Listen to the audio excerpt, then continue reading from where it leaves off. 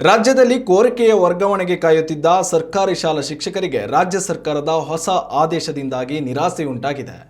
ವಿದ್ಯಾರ್ಥಿಗಳ ಶೈಕ್ಷಣಿಕ ಪ್ರಗತಿಯನ್ನು ಗಮನದಲ್ಲಿಟ್ಟುಕೊಂಡು ಪ್ರಸಕ್ತ ಶೈಕ್ಷಣಿಕ ವರ್ಷದ ಅಂತ್ಯದವರೆಗೂ ವರ್ಗಾವಣೆಗೊಂಡಿರುವ ಶಿಕ್ಷಕರನ್ನು ಸೇವೆಯಿಂದ ಬಿಡುಗಡೆ ಮಾಡಬಾರದು ಎಂದು ಶಿಕ್ಷಣ ಇಲಾಖೆ ಆದೇಶ ಹೊರಡಿಸಿದೆ.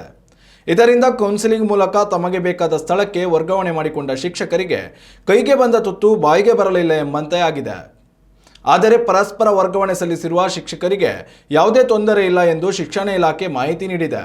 ಕರ್ನಾಟಕ ರಾಜ್ಯ ಸಿವಿಲ್ ಅಧಿನಿಯಮ 2020 ಹಾಗೂ ಕರ್ನಾಟಕ ರಾಜ್ಯ ಸಿವಿಲ್ ಸೇವೆಗಳು ಹಾಗೂ ವರ್ಗಾವಣಾ ತಿದ್ದುಪಡಿ ಕಾಯ್ದೆ ಮತ್ತು ನಿಯಮಗಳು 2022 ಅಡಿಯಲ್ಲಿ ಶಾಲಾ ಶಿಕ್ಷಣ ಇಲಾಖೆಯ ಸರ್ಕಾರಿ ಶಿಕ್ಷಕರ ಸಾಮಾನ್ಯ ವರ್ಗಾವಣೆಯನ್ನು ಕೌನ್ಸೆಲಿಂಗ್ ಮೂಲಕ ಸ್ಥಳ ನಿಯುಕ್ತಿಗೊಳಿಸಲಾಗಿದೆ ಎಂದು ಶಿಕ್ಷಣ ಇಲಾಖೆ ತಿಳಿಸಿದೆ.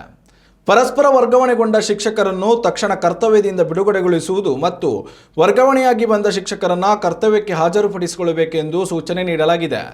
ಮಕ್ಕಳ ಶೈಕ್ಷಣಿಕ ಹಿತದೃಷ್ಟಿಯನ್ನು ಗಮನದಲ್ಲಿಟ್ಟುಕೊಂಡು ಪರಸ್ಪರ ವರ್ಗಾವಣೆಗೊಂಡಿರುವ ಶಿಕ್ಷಕರನ್ನು ಹೊರತುಪಡಿಸಿ ಈ ವರ್ಷ ಇನ್ಯಾರಿಗೂ ವರ್ಗಾವಣೆ ಭಾಗ್ಯ ಇರುವುದಿಲ್ಲ. ಪರೀಕ್ಷೆಯಲ್ಲಿ ಫಲಿತಾಂಶವನ್ನು ಸುಧಾರಿಸುವ ನಿಟ್ಟಿನಲ್ಲಿ ಪ್ರಸಕ್ತ ಸಾಲಿನ ಅಂತ್ಯದವರೆಗೂ ಶಿಕ್ಷಕರನ್ನು ಅದೇ ಹುದ್ದೆಯಲ್ಲಿ ಮುಂದುವರಿಸಲು ನಿರ್ಧರಿಸಲಾಗಿದೆ. ಹೀಗಾಗಿ ವರ್ಗಾವಣೆ ನಿರೀಕ್ಷೆಯಲ್ಲಿದ್ದ ಶಿಕ್ಷಕರಿಗೆ ಭಾರಿ ನಿರಾಸೆ ಉಂಟಾಗಿದೆ.